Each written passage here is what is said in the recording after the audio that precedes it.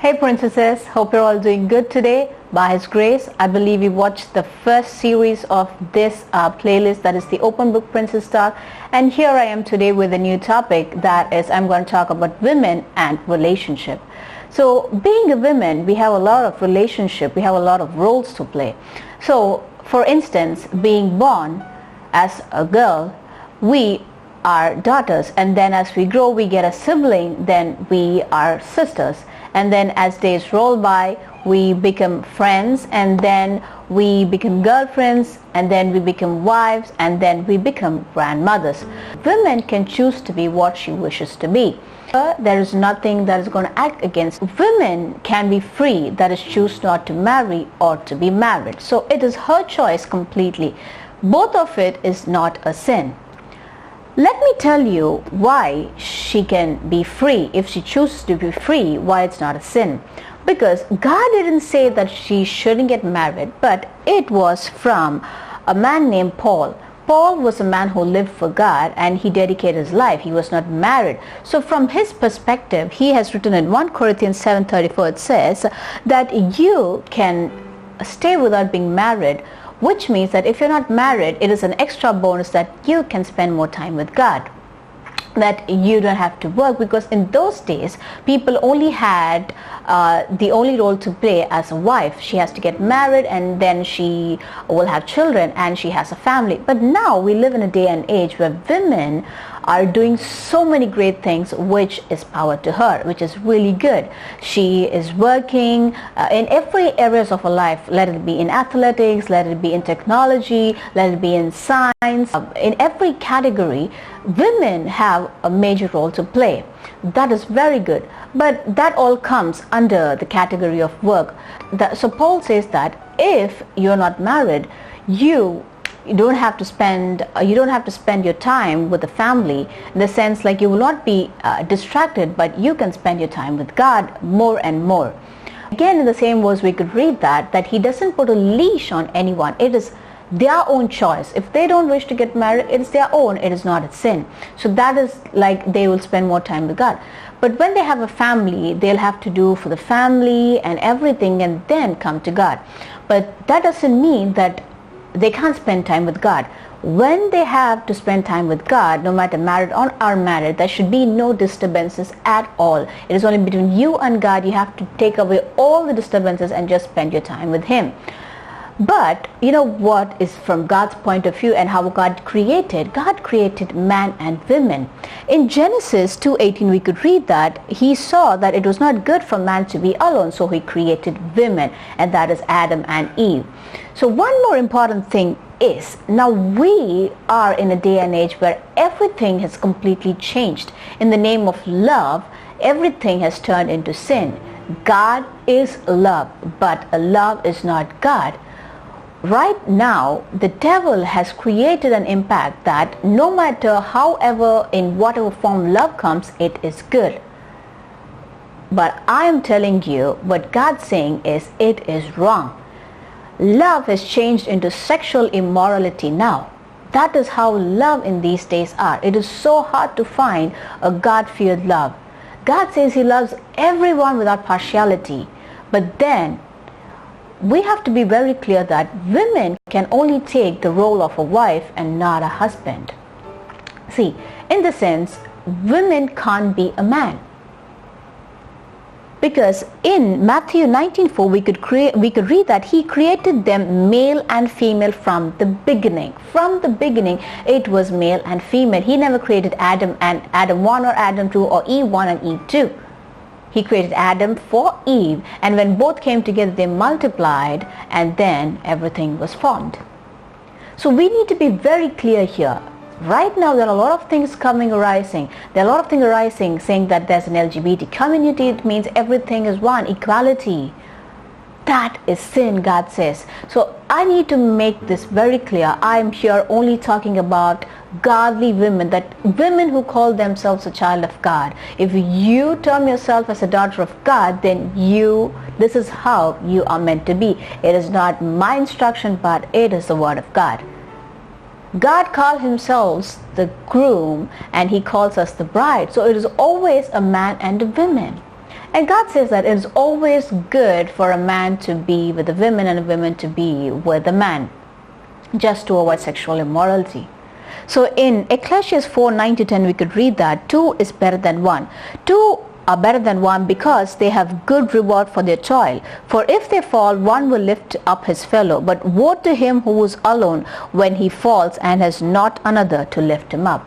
So we could see that compared to Paul's word, God's word is the highest priority. We need to give him the higher priority. That's how we created. So when you choose to marry, God always has the right person assigned and appointed for you even before you were formed. He knows if he has called you, he has everything set for you. You need only to trust him and walk in his ways. And that time, at the right time, God will show you your right partner. And when you have joined together, you will reap the blessing. And next, I want to talk about important two stages in life. That is relationship, that before marriage and after marriage, which is very, very important. So before marriage, people get into relationship. So I'm talking about now man and women. They want to get to know each other, and hence they have started the term called dating. Dating means getting to know each other. That is how it was meant to be, but now it is getting to know each other through sex. We could get to know each other by talking to each other, by telling each other what you like and what you don't like. You don't need sex to know each other. Because you know what sex is turned into right now? It should be a marital privilege and not an audition for dating. Yes. Can you really say that if you're going to meet a person? Can you promise yourself that this is the person you're going to get married? Like, no. There is nothing wrong in dating if it is without sex. You can talk to a person, you can get to know them, you can spend time with them. But sex, God says that sex before marriage is sexual immorality. So wait for the right person. Ask God the signs. He will give the peace in your heart and he will lead you through. So this is how a relationship before marriage should be. Get to know a person, talk to him, wait upon God. And then when everything sets right, get into marriage and then live your life. We could see that in the Bible. Jacob loved Rachel. He waited 7 years for her. They lived in the same place. He waited for her. And then they got married and went into each other. We could read that. And now I need to talk about relationship after marriage. So after marriage, now let me tell you, you guys are married, so you're like man and wife. But there are certain things where in these days, all the illegal stuffs have become legal. That is, a wife can have anyone else's husband, which is a sin and sexual immorality. God made Adam for Eve and Eve for Adam. They never went around playing. They stayed true to themselves. That is how God is with us. That is a church. We are the church. And we need to be faithful. God says, we could read in the Old Testament that they left God, the living God, and they went before idols. And God hated them. He calls it adultery. Leaving one husband and going to the other. In spiritual form if you connected. So we need to know that it is one man and one woman. A man and a wife. Because it is really clear in Ephesians 5:22 it says, wives, submit to your own husbands. Own husband, not someone else's husband. In the same way for the husband, respect your own wives, not others. And 1 Corinthians 7:2 says, have sexual relationship with own wife and husband, not with everyone else you think you like. You can't just get drawn to other people like that. That is a sin. Ask God for strength if that is your weakness, and He will take you out from it.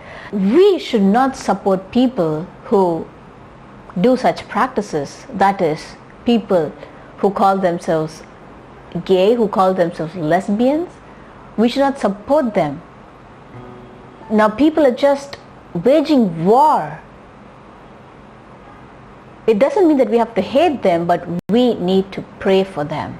We need to pray that God may open their eyes and they should be free from that sin that the devil has forced them into. In the name of love, he has corrupted them. So we need to be aware, children of God. daughters of God. So all the youths who are watching this, or people who are married watching this, be aware. This is how a child of God should be, or a daughter of God should be.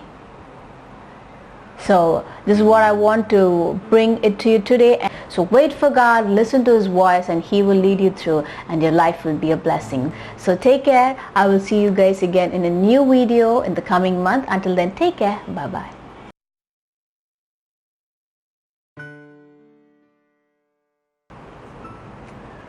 கர்த்தருடைய பரிசுத்தநாமத்துக்கு மகிமை உண்டாகட்டும். ராஜகுமாரிகள் நீங்கள் எல்லாம் ஆசீர்வாதமாக இருக்கிறீங்க நான் விசுவாசிக்கிறேன். என்னோட ஃபர்ஸ்ட் சீரீஸ் நீங்கள் பார்த்தீங்க நான் விசுவாசிக்கிறேன். அது உங்களுக்கு ஆசீர்வாதமாக இருந்தது நம்புகிறேன். இந்த செகண்ட் சீரீஸோட டாபிக் பேர் என்னன்னா, பெண்களும் அவங்களோட உறவுகளும். அப்போ உறவுன்றது, அப்போ இந்த ரெண்டு காரியமும் ரொம்ப முக்கியமான ஒரு காரியம். இந்த ரெண்டு காரியமும் நம்ம பத்திரமா பார்த்துக்கலன்னா அது உடஞ்சி போயிடும். அப்போ பெண்கள் எப்படின்னா ரொம்ப கனமுள்ள பாத்திரம், அது கூட பலவீனமான பாத்திரம் கூட. ஆனா இப்போ இருக்கும்போது நான் பார்க்கவும் பெண்கள்னால எதையும் சாதிக்க முடியும், அவங்க எப்படி வேணா யாரா வேணா இருக்க முடியும்ன்றது நம்மளுக்கு தெரியுது. ஏன்னா அந்த காலத்துலலாம் பெண்கள்னா வெறும் சமையல் அறைக்கு தான், இந்த வேலைக்கு மட்டும்தான், குழந்தைய பெற்று கொடுக்கணும், குடும்பத்தை பார்த்துக்கணும். ஆனா இப்போ நம்ம பெண்கள் எவ்வளோ காரியங்கள் செய்யறாங்க, எவ்வளோ சாதிக்கிறாங்க. அப்போ ஆண்களும் பெண்களும் சமமா இருக்கிறாங்க. அப்பவே கர்த்தர் உருவாக்குனது அப்படிதான். ஆணுக்கும் பெண்ணுக்கும் எல்லாம் சமமாக தான் இருக்க வேண்டும், ஒருத்தருக்கு ஒருத்தர் தோள் கொடுத்து இருக்க வேண்டும். ஆனா அது காலப்போக்கில் அது மாறினது, காரியங்கள் வந்தது. ஆனா இப்போ திரும்பியுமாக காரியங்கள் மாறிக்கொண்டு வருது. அப்போ ஒரு பெண்ணு அவ நினைச்சா அவ எதுவா வேணா இருக்கலாம். இப்போ ஒரு இடத்துல வேலை செய்யறான்னா அவ பாஸா இருக்கலாம், ஒரு மேனேஜரா இருக்கலாம், இப்போ அத்லெட்டிக்ஸ்ல இருக்கலாம், அவ டாப்பரா இருக்கலாம், சயின்டிஸ்டா இருக்கலாம். ஸோ ஒரு காரியத்திலயும் அவ ஒரு ரோல் அவளுக்கு இருக்குது. அப்போ இதெல்லாம் ஒரு பெண்ணால இருக்க முடியும்னு. ஆனா இன்னைக்கு நான் பேச போற ஒரு காரியம் என்னன்னா, கல்யாணம் என்ற இந்த உறவை பத்தி நான் பேசணும். அப்போ கல்யாணம் என்பது என்ன? ஒரு ஆணும் பெண்ணும் இணைகிற பேரு தான் கல்யாணம். அப்போ இது கர்த்தரால் உண்டான காரியம், அது இப்படிதான் இருக்கணும் என்று. அப்போ அதே காரியம் ஒரு பெண்ணு அவ சுதந்திரமாக இருக்கலாம், அது என்றால் கல்யாணம் ஆகாம இருக்கலாம், இல்ல கல்யாணம் பண்ணிக்கலாம், அது அவளோட இஷ்டம் என்று வசனம் சொல்லுகிறது. இது யார் சொல்றான்னா, பவுல் என்ற ஒரு தேவ மனிதன். அந்த மனிதன் கல்யாணம் பண்ணவில்லை.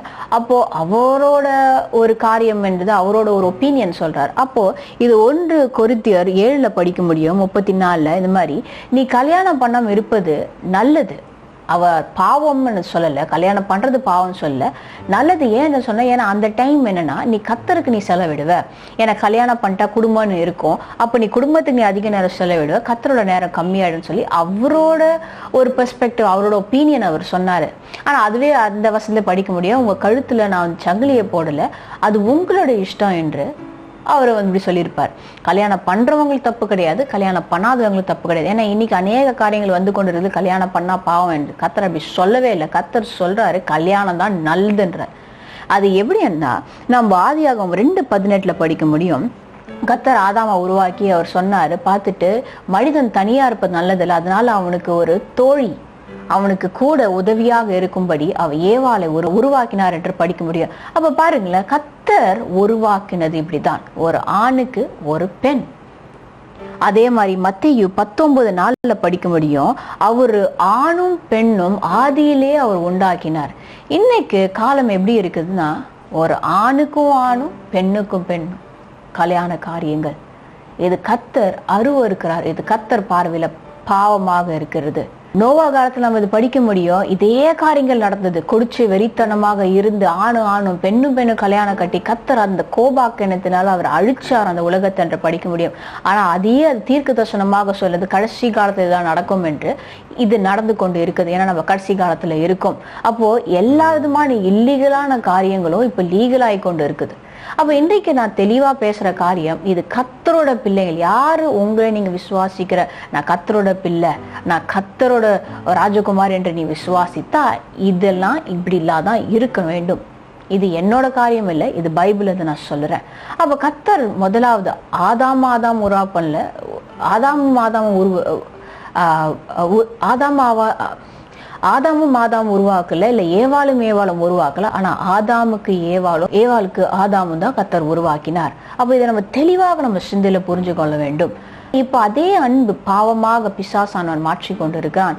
இப்ப என்ன சொல்றாங்க, எங்க அன்பு இருந்தாலும் ஒருத்தர் ஒருத்தர் நீங்க இப்படி இந்த விபச்சார காரியம் இதைய அன்புன்றாங்க, அதையும் லீகல் ஆக்கிட்டாங்க. ஆணும் நேசிக்கிறது தவறான விதத்துல பேசிக்கொண்டு இருக்கிறேன். ஒரு நண்பராகவோ இல்ல பிரதராகவோ நான் சொல்லவில்லை. தவறான காரியத்துல கல்யாணம் காரியம் பண்ணி கொண்டது அந்த அன்பு நல்லதுன்றாங்க. அது தப்பு. அது நம்ம தேவ பிள்ளைகளா இருக்கும் போது அதுக்கு நம்ம சப்போர்ட் பண்ணக்கூடாது. அவங்களுக்காக ஜெபிக்கணும். அதனால அவங்களுக்கு வெறுக்கக்கூடாதுன்னு சொல்ல அவங்களுக்காக ஜெபிக்க வேண்டும். அப்போ இதே தான் இன்னைக்கு கர்த்தர் தெளிவாக சொல்லுகிறார். அப்போ ஒரு கல்யாண காரியம்னா ஒரு பெண்ணுக்கு ஒரு ஆண். ஏன்னா கர்த்தர் சொல்றார், அவரு இப்பொழுது எப்படியாக இருக்கிறாருன்னா மணவாளனை போல இருக்கிறார். அதே மாதிரி நம்ம எப்படி இருக்கோம், சபையானவங்க நம்ம மணவாட்டிய போல இருக்கிறோம். அப்ப இதுலயே அந்த வேறுபாடு தெரியுது. அப்ப ஆண் ஒரு பெண். இப்போ கர்த்தர் சொல்லுகிறார், 2 பேரு ஒன்றை விட நல்லது என்று.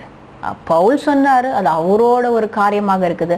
ஆனா மனுஷனோட காரியத்தோட தேவனோட காரியம் விசேஷதா இருக்குது. அதை தான் கரம் பிடிக்கணும். பிரசங்கி 4:9-10 படிக்க முடியும். கர்த்தர் எவ்வளவு அழகாக சொல்லியிருக்கிறார். எப்படி 2 ஒன்னை விட நல்லது. ஏன்னா ஒருத்தன் விழுந்தா இன்னொரு ஒருத்தன் தூக்குவான். 2 பேர் சேர்ந்து பண்ற வேலைக்கு ரெட்டன் தனியாக பதில் கிடைக்கும். ஆனா எவனும் இல்லாம இருந்தா அவன் விழுந்தாலும் தூக்குறதுக்கு ஒருத்தனும் இருக்க மாட்டான் என்று இந்த வசனம் அப்படியாக போட்டிருக்கிறது. அப்போ இது ஒரு குடும்பத்தை குறித்து. அப்போ ஒரு குடும்பம் ஆணும் பெண்ணும் இணைந்தாதான் பெருக முடியும். ஏன்னா ஆதாம் ஏவாள் அவங்க 2 பேரும் இணைந்தனால்தான் சந்ததியால் உருவானது. அப்ப இன்றைக்கு இதை தான் நம்ம அறிஞ்சுக்க வேண்டும் தேவஜனங்களே. அதே மாதிரி இப்போ இதோட இந்த காரியம் முடிகிறது. அப்போ மேரேஜ் கல்யாணம் அப்படின்னா கல்யாணத்துக்கு முன் ஒரு பெண் எப்படியாக இருக்க வேண்டும், கல்யாணத்துக்கு பிறகு ஒரு பெண் எப்படியாக இருக்க வேண்டும். அப்போ கல்யாணத்துக்கு முன் என்னன்னா அந்த பெண் என்றது அவளுக்கு வாழ்க்கையில் அநேக காரியங்கள் இருக்கும். ஒரு வயது வரும்போது நிறைய பேர்கிட்ட பேச ஆரம்பிப்பா. அப்போ ஒரு ரிலேஷன்ஷிப், ஒரு உறவு ஆரம்பிக்கும். அதுதான் என்ன பண்றாங்க, கேர்ள் ஃப்ரெண்டுன்றாங்க, அப்புறம் லவ்வர்ன்றாங்க. இது எப்படி அவங்க தெரிந்து கொள்ளுகிறாங்கன்னா டேட்டிங் என்ற ஒரு காரியம். டேட்டிங் என்னதுன்னா ஒருத்தர் புரிஞ்சு கொள்ளுகிற காரியம். அது டேட்டிங் எடுத்து தப்பே கிடையாது. அது எப்போ தப்பு இல்லைன்னா ஒருத்தர் பேசி புரிஞ்சுக்கோங்க, ஒருத்தர் காரியத்தை சொல்லி நீங்க தெரிஞ்சுக்கோங்க. ஆனா இப்போ டேட்டிங்ன்றது எப்படி ஆகிவிட்டதுன்னா வெறும் பேசிக்கொள்ளுகிற உறவை விட்டு சரீரம் பிரகாரமான உறவுகள் இவங்களுக்குள்ள உண்டாருது. அப்போ சரீர பிரகாரமாக இவங்க இணையும் போதுதான் கர்த்தர் சொல்லுகிறார், கல்யாணத்துக்கு முன்பதாக எந்த ஆணோட எந்த பெண்ணோடையோ ஒரு ஆளோ பெண்ணோ இருந்தா அது பேர் விபச்சாரம் என்றார். கல்யாணத்துக்கு அப்புறம் தான் கர்த்தர் சொல்லுகிறார், ஒரு உறவு மாம்சரீகமான ஒரு உறவு அவங்களுக்குள்ளாக வரும்போது அது பரிசுத்தமாக இருக்குது சொல்றார். ஆனா கல்யாணத்துக்கு முன்பதாக இப்போ ஒரு பெண் ஒரு ஆணை பாக்குறா, அவளால் நிச்சயமா சொல்ல முடியுமா இந்த பையனை தான் நான் கல்யாணம் பண்ணிக்க முடியும்? கண்டிப்பாக சொல்ல முடியாது. அவ வாழ்க்கையில அநேக பேரை பாப்பா. அப்போ ஒருத்தருக்கிட்டையும் அவ இந்த காரியங்கள் பண்ணி கொண்டு இருந்து அவ பேர் விபச்சாரி தான். அப்ப கர்த்தர் என்று நியமிக்கப்பட்டவள் அவ ஜெபத்துல இருக்கும் போது, அவ கர்த்தருக்கு பயந்து இருக்கும் போது, இந்த வாலிப நாட்கள் அநேக போராட்டங்கள் அநேக காரியங்கள் இருக்கும். ஆனா கர்த்தர் சமூகத்தில் உட்காந்து, அதுக்கு தான் இன்னைக்கு கர்த்தர் ஒரு வேலை என்னையும் ஒரு பாத்திரமாக பிரயோஜனப்படி இந்த காரியங்களுக்கு வெளிப்படுத்தி கொண்டு இருக்கிறார். அவர் சமூகத்துல உட்காந்து ஜெபிக்கும் போது கர்த்தர் அந்த பலத்தை தருவார். ஏன்னா உனக்கு என்று ஒரு மகனை அவர் வைத்திருக்கிறார். எப்படி ஆதாம் ஏவாளோ உனக்கென்று ஒருத்தனை நீ பிறப்பதன் முன்பதாக உனக்கென்று முன் குறித்திருக்கிறார். அப்போ நீ வெயிட் பண்ணி அவர் சமூகத்துல இருக்கும்போது கர்த்தர் ஏற்ற நேரத்துல கொண்டு வந்து இணைப்பார். ஏன்னா இந்த வசனம் எப்படியாக போட்டிருக்கிறது, எபிரேயர் 13:4 இந்த வசனம் தெளிவாக போட்டிருக்குது. என்னவென்றால், விவாகம் யாவருக்கும் கனம் உள்ளதாயும் விவாக மஞ்சம் அசுசிப்படாம இருப்பதாக வேசிகளையும் விபச்சாரங்களையும் தேவன் நியாயம் தீர்ப்பார். அவ பாருங்களேன், விவாகம் என்றது ஒரு பரிசுத்தமான காரணம், எல்லாருமே கனம் பண்ணணுமா. அப்போ விவாக மஞ்சம் என்றுதான் நீ கல்யாணம் ஆன பிறகு நீயும் உன் புருஷனும் இருக்கிற ஒரு காரியம். அப்போ அது பரிசுத்தமாக இருக்க வேண்டுமா, அசூசியாக இருக்கக்கூடாதா? அவ அது கீழே படிக்க முடியும், வேசியங்களையும் விபச்சாரங்களையும் கர்த்தர் நியாயம் தீர்ப்பாராக. அப்ப சொன்னது போல கல்யாணத்துக்கு முன்பதாக இருக்கிற எந்த உறவும் அது மாம்சரீகமாக இருக்கிற உறவு அது பேரு விபச்சாரம் என்று கர்த்தர் தெளிவாக சொல்லுகிறார். இதை நம்ம முடிப்போம். கல்யாணத்துக்கு பிறகு நம்ம எப்படியாக இருக்க வேண்டும், கர்த்தர் எப்படியாக தான் நம்ம இருக்க வேண்டும் என்று அவர் விரும்புகிறார். எபேசியர் 5:22 தெளிவா போட்டிருக்குது, மனைவிமார்களே உங்களோட சொந்த புருஷருக்கு கீழ்ப்படியுங்கள் என்று போட்டிருக்குது. அப்போ சொந்த புருஷர்ன்றது முக்கியமான காரியம். இன்றைக்கு கவர்மெண்ட்டே எல்லாத்தையும் லீகல் ஆகிட்டா என்னன்னா, மனைவி பொண்டாட்டியானவள் வேற எந்த புருஷன் கூட இருக்கலாம், புருஷன் எந்த மனைவியோட இருக்கலாம். எவ்வளோ கேட்கவே கேவலமாக இருக்குது. அப்போ இதெல்லாம் தூஷிக்கிற காரியம், கர்த்தர் அருவருக்கிற காரியம். இது கர்த்தரோட பிள்ளைகளாக இருக்கிறவங்க இதை செய்யக்கூடாது. அந்த காரியத்துக்கு சப்போர்ட் கூட பண்ணக்கூடாது, துணையாக இருக்கக்கூடாது. உங்களுக்கு தெரிஞ்சவங்க பண்றாங்களா, அவங்கள சொல்லுங்க, இது தப்புன்னு சொல்லுங்க. அவங்க கூட சேர்ந்து நீங்க ஹெல்ப் பண்ணாதீங்க, அதுவும் பாவம் தான். அப்போ எப்படின்னா, சொந்த புருஷருக்கு கீழ்ப்படிங்க, சொந்த புருஷரை கனம் பண்ணுங்க, சொந்த புருஷனுக்கு செய்ய வேண்டிய காரியங்களை செய்யுங்க. அதே தான் கணவர்மா இருக்கும். சொந்த மனைவியாளர்களுக்கு தான் நீ உன் அன்பை காட்ட வேண்டும். அதே 1 கொரிந்தியர் 7:2 போட்டிருக்குது, சொந்த புருஷனு சொந்த மனைவி தான், நீங்க இணைந்து உங்க 2 பேருக்குள்ளதான் உறவுகள் இருக்கணும் தவிர வேற சுத்தி இருக்கிறவங்க பாக்குறவங்க கூட எல்லாம் உறவு இருந்தா அது பேர் விபச்சாரம். தெளிவாக கர்த்தர் சொல்லுகிறார் தேவ ஜனங்களே. அப்போ பெண்களாக இருக்கும்போது ரொம்ப ஜாக்கிரதையா இருக்கணும். ஏன்னா இந்த உலகத்துல பாவம் அப்படியே புயல் போல அடித்து கொண்டு இருக்குது. நம்ம கேட்கும் போது இதுல என்ன தப்பு இருக்குது அந்த மாதிரிதான் யோசிக்குதா காரியங்களா இருக்குது. ஆனா கர்த்தரோட பிள்ளைகள் எங்க இருந்தாலும் போராட்டம் தான், கஷ்டம் தான், வெறுப்பாங்க. இதை சொல்றேன்னா ஒருவேளை அநேக பேர் கேட்டு வெறுக்கலாம், ஆனா அதை பத்தி எனக்கு கவலை இல்லை. நான் கர்த்தர் சொல்றாரு, அதை நான் செய்யறேன். அப்ப அவர் வார்த்தை கீழ்ப்படிந்து இருக்கும்போது அதே மாதிரி அந்த மாதிரி காரியங்களை பண்றவங்களை நம்ம வெறுக்கணும்னு சொல்ல, அவங்களுக்காக ஜெபிக்கணும், கண்டிக்கணும், சத்தியத்தை சொல்லணும், அவங்களுக்காக ஜெபிங்க. கர்த்தர் அவங்க கண்களை திறக்க வேண்டும் என்று, பிசாசு பிடிப்பிலிருந்து விடுதலை ஆகணும் என்று. ஏன்னா கடைசி காலமாக இருக்குது, நம்ம எல்லாம் எச்சரிக்கையாக இருக்க வேண்டும் ஜனங்களே. அப்ப கர்த்தர் இதுதான், இந்த வார்த்தை தான் எனக்கு கொண்டு வந்தார். இது ஆசீர்வாதமாக இருந்த நம்புறேன், ஒரு தெளிவை உண்டு பண்ணதை நான் விசுவாசிக்கிறேன். இதுக்கு நம்ம சப்போர்ட் பண்ணக்கூடாதுங்க. கர்த்தரோட பிள்ளைகளா இருந்தா சப்போர்ட்டே பண்ணக்கூடாது. இது பேர் அன்பு கிடையாது. இந்த அன்பின் பேர்ல பாவம் செய்து கொண்டு இருக்கிறாங்க. அப்போ இதுக்கு நம்ம என்ன பண்ணணும், நம்ம ஜெபிக்கணும் அந்த ஜனங்களுக்காக. கர்த்தர் அவங்களை விடுவிப்பாராக. அப்போ இந்த காரியம் தான் கொண்டு வந்தேன். திரும்பியாக இன்னொரு புதிய வீடியோ நான் சந்திக்கிறேன் வரப்போகிற மாதத்தில். லைக் பண்ணுங்கள், ஷேர் பண்ணுங்கள், கமெண்ட் பண்ணுங்கள். திருப்பியுமாக உங்களை கூடிய சீக்கிரம் சந்திக்கிறேன். Until then, take care. Bye bye.